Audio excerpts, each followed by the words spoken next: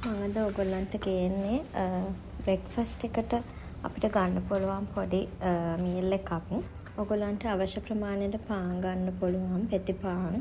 ඒකේ ස්ලයිසස් දෙකක් වගේ තමයි මම අරන් තියෙන්නේ.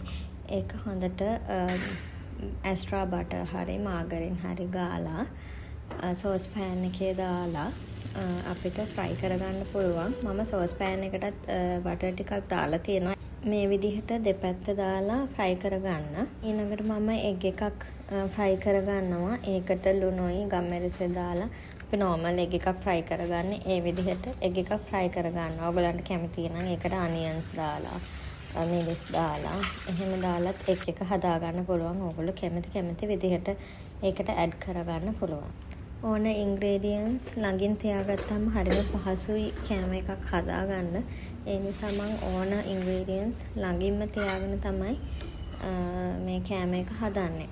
ෆ්‍රයි කරගත්තු එග් එක පාන් පෙත්ත උඩින් තියලා ඒකට මම නම් තක්කාලි ලුණු තමයි ඇඩ් කරලා තියෙන්නේ. උඩින් කපලා හීනි පෙති වලට කපලා උඩින් තියාගත්තා. මාළු මිරිස් එහෙමත් ඔයගලන්ට තියනවා නම් කපලා දාගන්න පුළුවන්. පිපිඤ්ඤ පෙත්තක් ඒ වගේ. සෝස් ටිකක් වගේ දාගලා මයෝනිස් චුට්ටකුත් දාලා ඒ වගේ හදාගන්න පුළුවන්.